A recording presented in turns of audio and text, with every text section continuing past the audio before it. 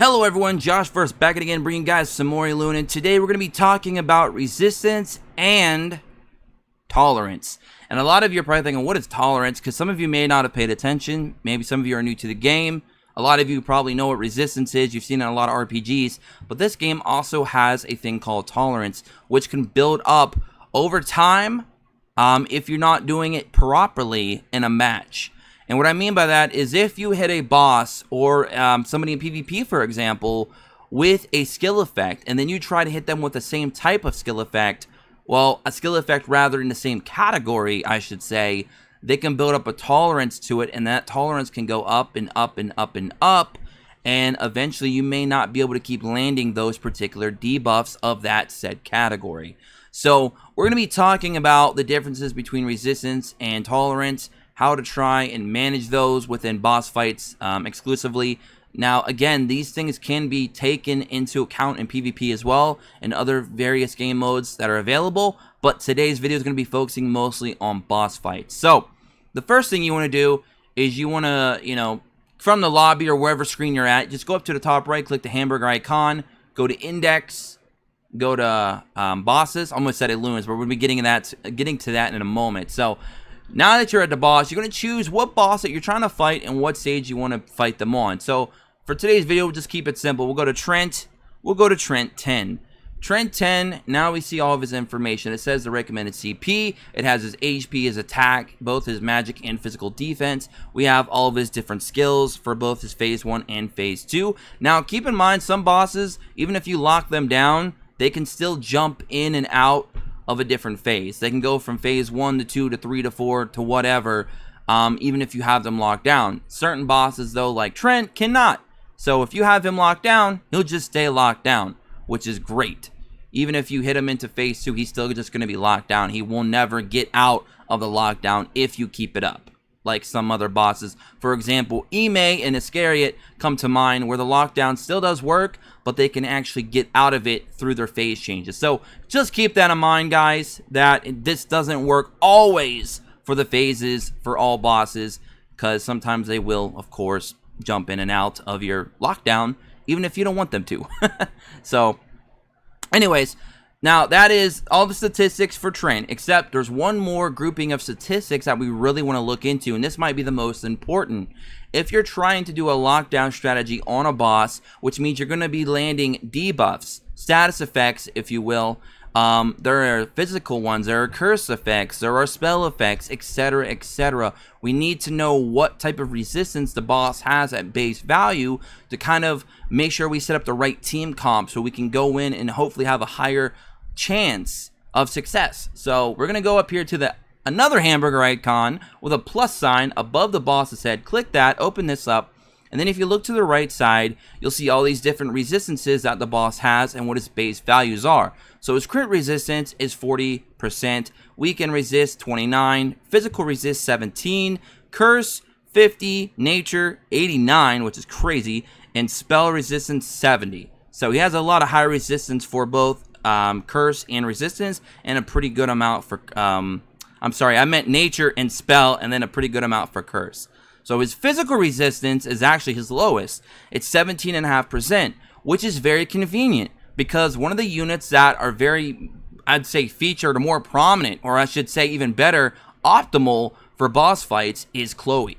Chloe is an epic hero, DPS, has an amazing S2 that does a lot of lockdowns with her paralysis, and go up to 3 turns if you max it out. Does a good bit of damage too, I would say, and has a 100% chance to land if you use 4 souls. Her S3 is also very powerful for just a single target DPS if you're looking for a lot of damage as well. Both very viable options on Chloe, so she's just a very good unit. So now that we know that his physical defense is 17.5%, I'm sorry, his physical resistance is 17.5%, let's go on to the index yet again. Let's go to Elune's, almost said heroes, same thing. Let's go ahead and open up Chloe. Let's go to Chloe's skills. Let's go to her S2. This is the skill we're going to be focused on. We're going to max that out. Now, you can see the damage multiplier, very good for her. And you can see that she is going to be landing a physical effect that causes paralysis.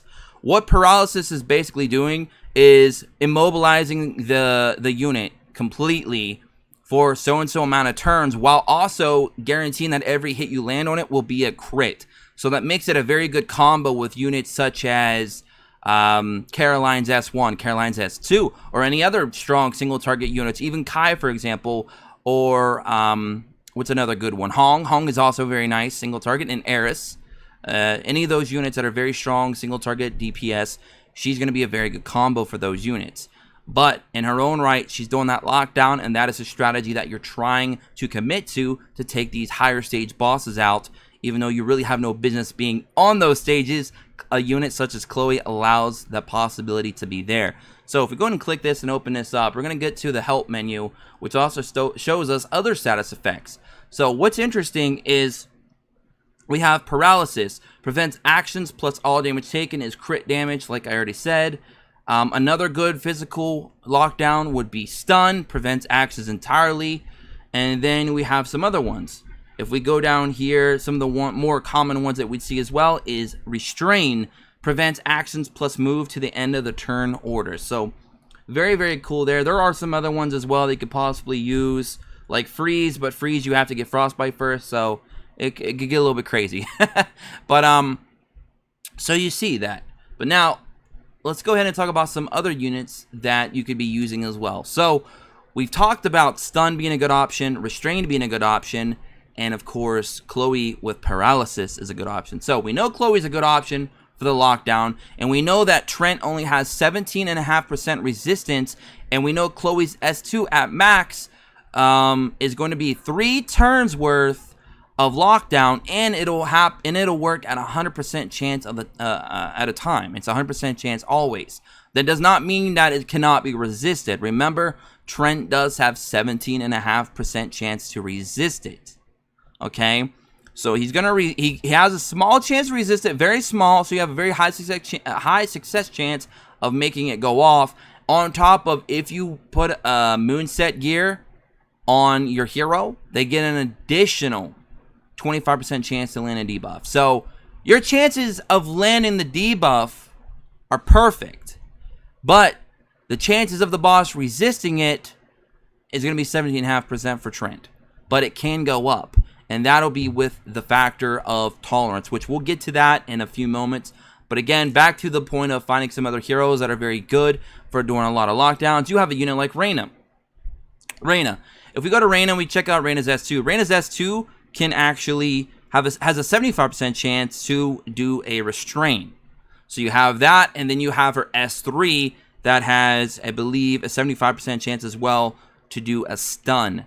So if we max that out, you can just see that that goes up to 3 turns, but it still stays at 75% chance. So she has an already 25% chance to not land it. That's where the moonset gear comes into play. That brings her 75% up to 100% chance. So that's why some of these debuffers and some of these units that you're going to be using that do status effects, it's very important to run the moon set gear, because that's going to give you an additional 25% chance to land your debuff. And keep in mind, you only need a 3-piece set for that. You don't need the full 6-piece sets. That's only if you want to reflect, I believe, 50% chance to reflect the debuff on yourselves, but you won't really need that for boss fights. You really just need a 3-piece of that set to get what you need to do for your debuffer. So very, very good there. So you got Reyna as a good option. You have Chloe as a good option. There's some other good units as well. We're going to go talking to some legendaries now. So we have Kang Rim. Kang Rim, very good option as well with his S2. If we check out his S2, he has a chance to land a spell effect, which will then restrain the enemy. I don't believe that goes up to 3 turns, does it?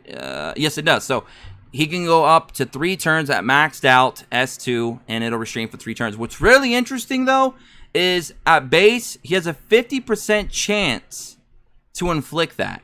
However, if you get a mark of death on the boss after 3 full turns of using Kang Rim to attack the boss, he'll apply a mark of death, and it's not really a buff or a debuff or anything like that. It's just literally just something that clings to the boss, and it basically allows the restrain effect to go from 50% chance to 100% chance. So he also will never miss, unless, of course, there's an evasion, but it will always land the debuff. However, the boss still has a percentage to resist it.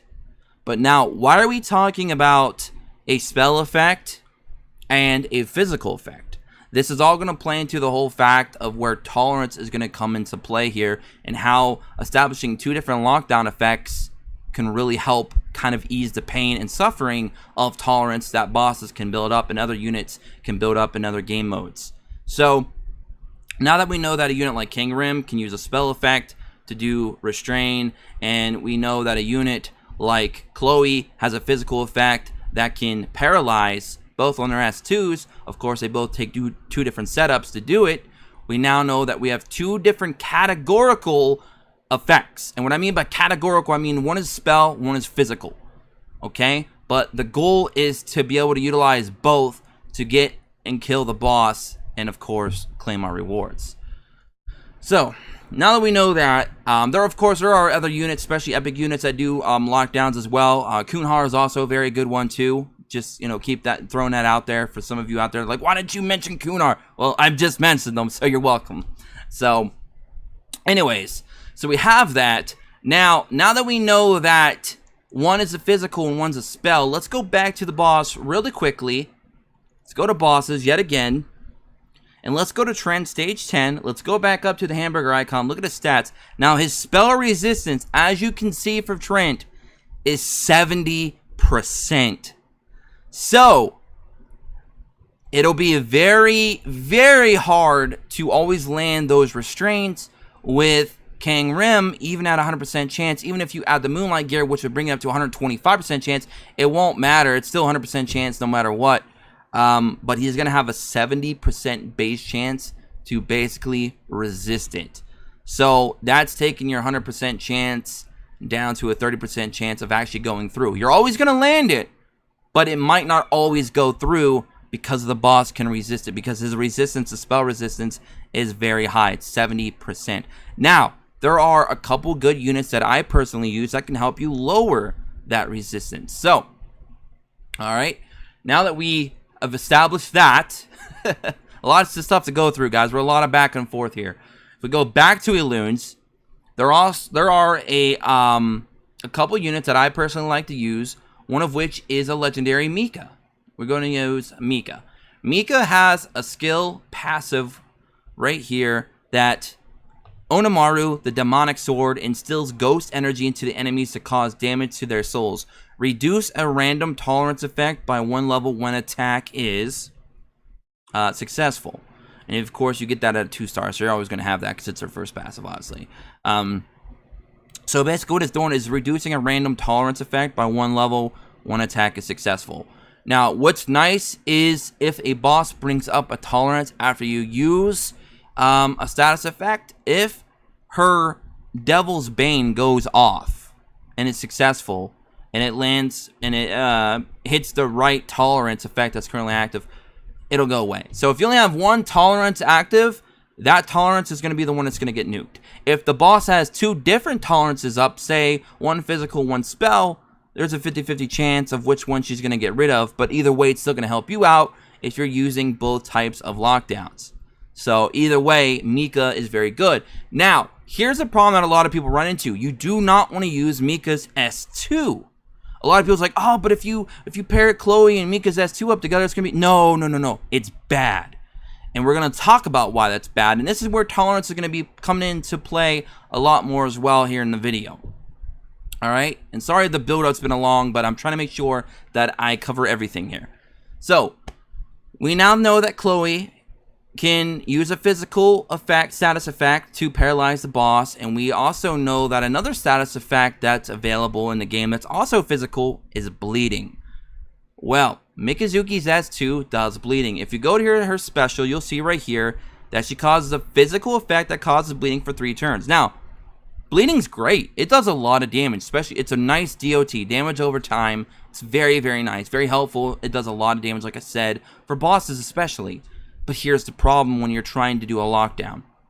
Tolerance is going to come into play and cause you a lot of problems.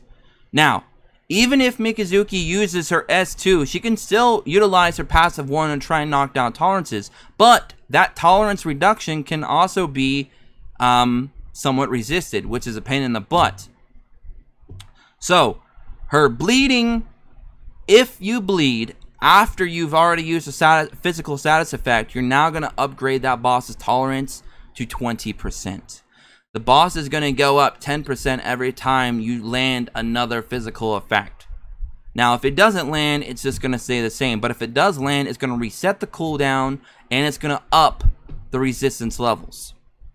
So, let's say that I use Chloe, and I hit a boss, any boss. Just say Trent, for example.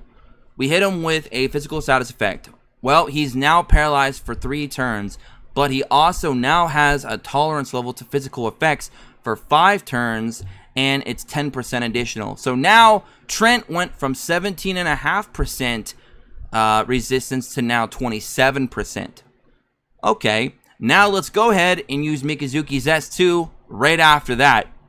Now the boss is going to have bleeding, which is nice, and it's paralyzed.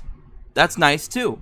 But now his physical resistance went up an additional 10% because now he got hit with a physical debuff twice while his tolerance level was still active. So now it went from just being 10% for 5 turns to 20% for 5 turns. And then if you hit him with another bleed, say next turn, it can go up to 30% and then 40%, and then it just gets completely ridiculous. And of course, that's going to keep being added on top of his base resistance to physical effects. So, some of the ways to get around that is, for one, don't use Mikazuki's S2, because if her bleed does go off, you've now just increased the tolerance levels. Of course, you can also kind of lower the tolerance at the same time if it's not resisted. So, you can play a little bit on the, you can live a little bit on the edge if you want to. I mean, I'm not saying this isn't impossible, but it's just not usually recommended if you want consistent boss clears without any hiccups, or at least minimum hiccups as much as possible. Because if the boss, for whatever reason, never gets locked down, or it continuously keeps resisting, well, you have a high chance of then losing, and then you're going to be losing stamina, and if you use Burning Rage, you've now completely wasted your whole daily clear for that boss, and you lost stamina, which you will not be compensated for. So, you're going to be very careful. I would just personally recommend not using Mikazuki's S2 at all because of that, because you can stack the tolerance levels, even though she does have the passive to try and reduce it at the same time, but it might not always go off. RNG is still a major factor here. So I would say to stick to her S1 to keep trying to lower those resistances as much as possible. And here is another unit that you can also play around with that's also very good, and also has a seal, which is very useful as well for whatever reason in case something does go awry.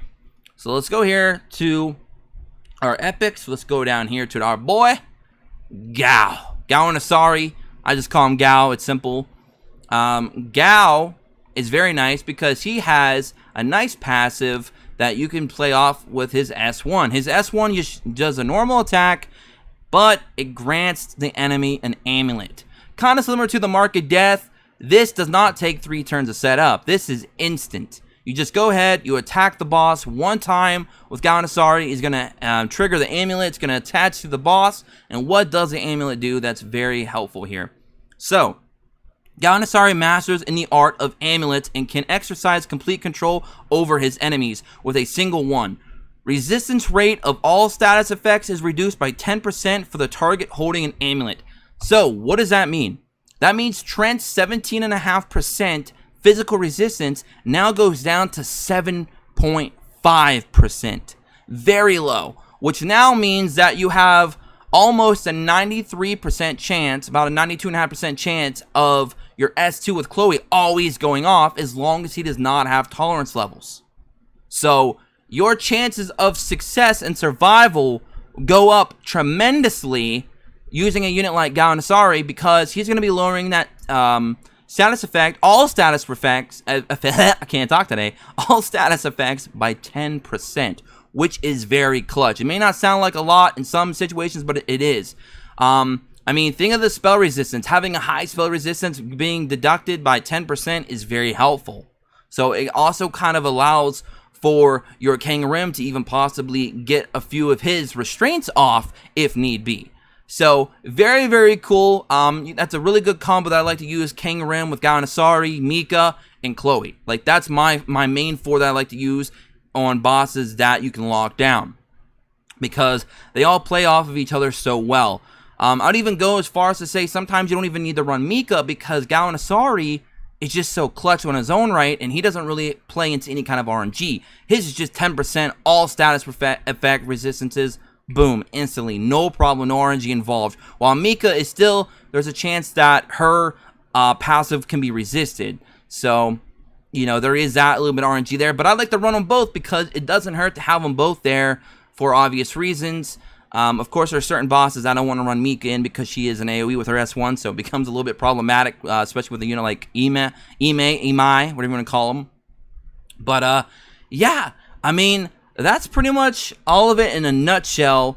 So you just got to look for that, guys. You got to be careful, because just because the boss says he has so-and-so amount of resistance, you got to be careful not to try and play too many of the same status effects from the same categorical area. Like, you don't want to put a physical on top of a physical, because there's a chance that you're going to just up that boss's tolerance. And, you know, a lot of you are probably thinking, well, how do you get that tolerance to get away? Well, one thing that I like to do is I like to run Gal. Even if you guys only have a 4-star or even a 5-star Galvanasari, I recommend running him, because you don't really have to do anything to him. Just give him some kind of gear, you know, just, you know, give him a little bit of HP, just so he might, in case he gets targeted for whatever reason, if your first one gets resisted, he survives, if you can. You know, just give him, throw some gear on him, nothing special. You don't need to give him any skill ups or nothing like that. Just give him a little bit of gear. He's not there for damage. He's only there to give the amulet to the boss to lower resistances of everything by 10%, and occasionally, if you need to, you can use his ultimate to actually seal the boss, which has 100% success rate, and the duration doubles if you have an amulet. So his skill set for his S1 and S3 are very, very useful if you need to. But yeah, so if you have a 4 or 5 or even a 6-star Galvanasari, definitely run him in a lot of your boss fights. Because, you know, again, very clutch and no RNG involved with him, so that's also very nice. But, yeah, but basically, how do you play around getting the resistance to get, you know, reduced or get rid of it altogether? You can, one, not give him a status effect until the timer runs out for his turns, but then you're going to have to try and survive any kind of hits or anything like that, which is very unlikely for a lot of you at, like, stage 10s. So, you want to run another type of, you know, another categorical lockdown, like we mentioned earlier, like Kang Rim. He can restrain with a spell effect, while Chloe's is a physical effect. So now you're not stacking one tolerance any higher than it has to be. You're using 2 different types of categories of lockdowns, so the tolerances are not being stacked. That way you can allow the other tolerance to go away while you use the other one, and then you go back and forth. And again, though, that's still not going to be 100%. So, I mean, there's nothing I can do about that, but there are still situations where the boss will resist it, even if he has no tolerance, because RNG. So there is no 100% method for me to say, yeah, the boss is going to never resist it. That's not true. He can, because he has his base resistance, which, you know, the laws of probability will tell you eventually it will happen. So, but at least with this method, it'll hopefully at least lessen the effect. It'll help you get around the tolerance, help you play around the resistance. But make sure the most important thing you could take away from this video, I know we said a lot of things and a lot of information was probably absorbed today in today's video. So if you have to pause or anything like that and go back and look and check for yourselves, definitely go ahead and do so. There's no need to just fly through it and then forget anything. Make sure that you pace yourself, be careful, look at the boss's resistances before you go into that boss. That way you can understand what types of shutdowns that you would like to utilize, because some bosses have higher resistance to certain types than others. Trent, for example, is very weak to physical effects. So, you know, obviously Chloe would be a very good option, but some other bosses, spell effects might be more effective. So just be very careful and look into all that information and build up your teams accordingly.